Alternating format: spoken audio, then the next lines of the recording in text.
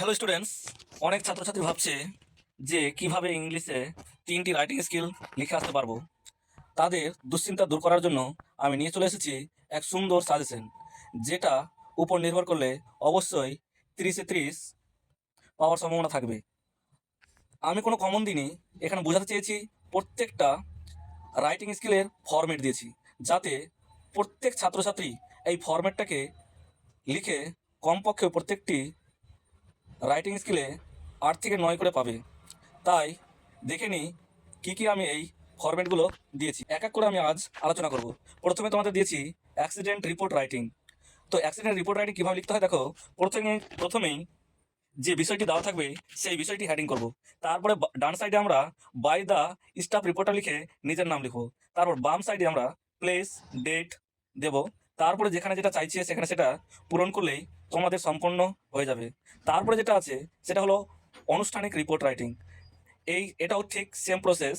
প্রথমে আমরা দেবো বিষয়বস্তুটা হেডিং করব, তারপরে প্লেস এবং ডেটটা লিখব, তারপরে যে যেখানে চাইছে সেটা সেখানে দিলেই যথেষ্ট। তারপরে চলে আসবো আমরা নোটিশ রাইটিং। তো নোটিশ রাইটিংয়ের আমি 3টি ফরম্যাট দিয়েছি।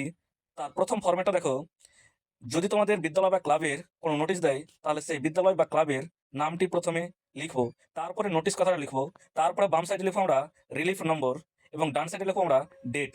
তারপরে নিচে আমরা লিখবো সাবজেক্ট বা যে বিষয়ের উপর লিখতে বলেছে সেই বিষয়টি।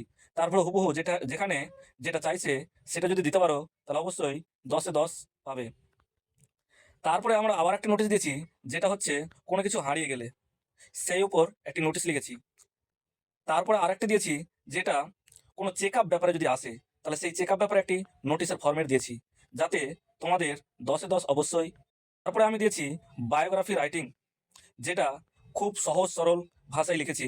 দেখো, প্রথমে আমরা দেবো একটা ইন্ট্রোডাকশন, তারপরে আমরা দেবো একটা তার বার্থ, তারপরে দেবো প্লেস, তারপরে দেবো প্যারেন্টস নেম, তারপর দেবো এডুকেশন, তারপর দেবো ওয়ার্কিং, তারপর দিয়েছি অ্যাওয়ার্ড, তারপর দিয়েছি ডেথ, তারপর দিয়েছি আমি অ্যাডমিরেশন। যদি এই বায়োগ্রাফি ফরম্যাটটি সঠিকভাবে লিখতে পারো তাহলে অবশ্যই 10-এ 10 পাবে। এরপরে চলে আসি আমরা যে সমস্ত ছেলের যেটার উপর সবচেয়ে দুশ্চিন্তা লেগে থাকে সেটা হলো প্যারাগ্রাফ। আর আমি বলে দিচ্ছি, প্যারাগ্রাফ যদি না কমন পড়ে তাহলে আমি 2টি প্যারাগ্রাফের ফরম্যাট দিচ্ছি, একটা গুড সাইড ও একটি ব্যাড সাইড।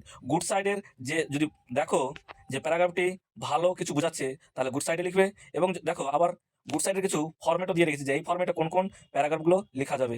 তারপরে যেটা দিয়েছি সেটা হলো ব্যাড সাইড। এই ব্যাড সাইডেরও কিছু ফরম্যাট দিয়ে রেখেছি যাতে তোমাদের বুঝতে অসুবিধা না হয়। আর বিশেষ করে একটা আমি দিয়েছি যেটা কোনো স্যার বা ম্যামেরা দেয় না, সেটাও আমি একবার দিয়ে রেখেছি, সেটা হলো ডায়লগ। এই ডায়লগটা হয়তো চলে আসতে পারে, তাই শুধু ফরম্যাটটা দিয়ে রেখেছি যাতে কোনো ছাত্রছাত্রীর অসুবিধা না হয়। অবশ্যই ডায়লগটা একটু দেখে নেবে। তারপর দিয়েছি প্রসেস রাইটিং। এই প্রসেস রাইটিংয়ে বিশেষ করে আমি জুস তৈরির উপর জোর দিয়েছি, যাতে এই জুস সম্পর্কে যদি কোনো কিছু আসে তাহলে অবশ্যই এই প্রসেস রাইটিংটা সম্পন্ন করতে পারবে। এরপরে মাধ্যমিক ছাত্রছাত্রীর জন্য যেটা খুবই ইম্পর্টেন্ট সেটা হলো বন্ধুকে চিঠি, যাকে আমরা বলে থাকি ইনফর্মাল লেটার। দেখো, প্রথমে ইনফর্মাল লেটার লিখতে গেলে ডান সাইডে নিজের ঠিকানা লিখতে হয়, শুধু নিজের নাম বাদ দিয়ে।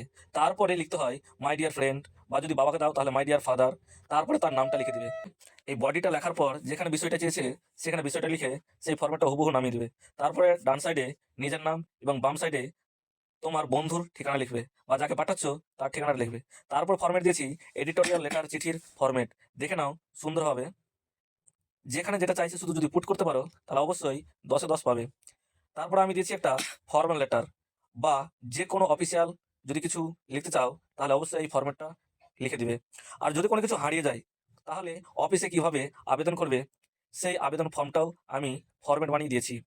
এবার ধরো কোনো কিছু তোমার এলাকায় বা কোনো কোথাও সমস্যা সৃষ্টি হয়েছে, তাহলে সেই সমস্যার সম্পর্কে যদি কোনো অফিসিয়াল লেটারে বা অফিসিয়াল চিঠি দিতে হয় তাহলে এই ফরম্যাটটা লিখবে।